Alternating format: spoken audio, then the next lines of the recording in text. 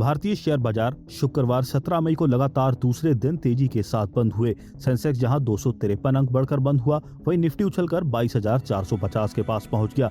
इस तेजी के चलते आज शेयर बाजार में निवेशकों की संपत्ति करीब 2.88 लाख करोड़ रुपए बढ़ गई।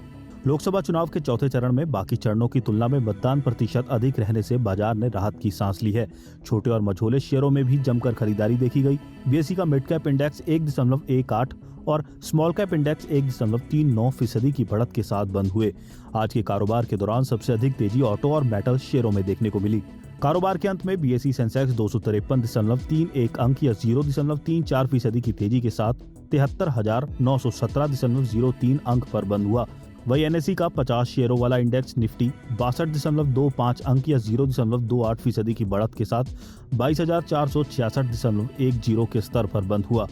बीएसई में लिस्टेड कंपनियों का कुल मार्केट कैपिटलाइजेशन आज 17 मई को बढ़कर 410.23 लाख करोड़ रुपए पर पहुंच गया, जो इसके पिछले कारोबारी दिन यानी गुरुवार 16 मई को 407.35 लाख करोड़ रुपए पर था। इस तरह बीएसई में लिस्टेड कंपनियों का मार्केट कैप आज 2.88 लाख करोड़ रुपए बढ़ा है। 20 मई को कैसी रह सकती है बाजार की चाल? मेहता इक्विटीज के प्रशांत तापसे की 18 मई के लिए बाजार पर राय। अमेरिका और यूरोपीय बाजारों में नेगेटिव सेंटीमेंट के बावजूद सेंसेक्स और निफ्टी ने आज बढ़त बनाए रखी। निवेशकों ने घरेलू फंडामेंटल्स पर अधिक ध्यान दिया और metal, oil and gas, auto और रियलिटी शेयरों में खरीदारी की। दिन के दौरान उतार चढ़ाव के दिन का सिलसिला बना रहा। हालांकि चुनावी मौसम में निवेशकों के सतर्क रुख के कारण पिछले कुछ सत्रों में बढ़त सीमित रही। अगले कुछ हफ्तों के दौरान बाजार में स्थिरता बड़ी रह सकती है, लेकिन बेंचमार्क इंडेक्स, मिड कैप और स्मॉल कैप शेयरों में चुनिंदा खरीदारी जारी रहेगी। डॉलर के मुकाबले रुपए में तेज गिरावट एक अच्छी खबर है।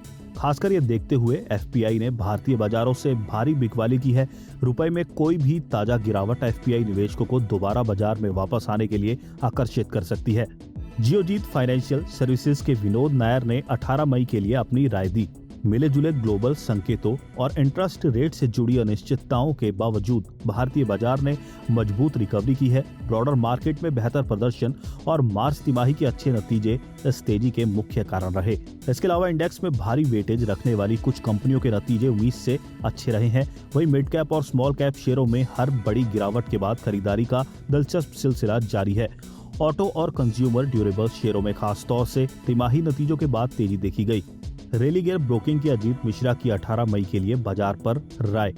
रेलिगेयर ब्रोकिंग के अजीत मिश्रा की 18 मई के लिए बाजार पर राय। बाजार ने पिछले दिन की बढ़त को जारी रखा और हरे रंग में बंद हुआ।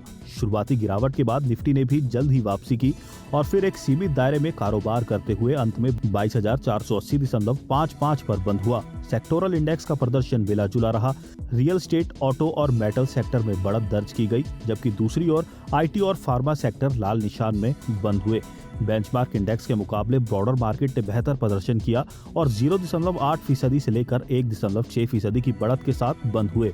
ग्लोबल मार्केट से पॉजिटिव संकेत और भारी वेटेज वाले शेयरों में तेजी इंडेक्स को ऊपर चढ़ने में मदद कर रही है। हालांकि मोमेंटम गायब है, इसलिए हम स्टॉक को ध्यान से चुनें और गिरावट पर खरीदारी करने की रणनीति बनाए रखने की सलाह देते हैं। एलकेपी सिक्योरिटीज के कुणाल शाह का कहना है कि बैंक निफ्टी इंडेक्स 48,000 के स्तर से ऊपर बंद होने में कामयाब रहा, लेकिन ये अपने 20 दिनों के मूविंग एवरेज को पार करने में फेल रहा, जो 48,200 पर स्थित है। इस स्तर को पार करने के बाद इंडेक्स 49,000 की ओर आगे बढ़ेगा, जिसमें शॉर्ट कवरिंग की संभावना है। वहीं नीचे की ओर इंडेक्स को 47,600 से 47,500 के स्तर पर तत्काल सपोर्ट है।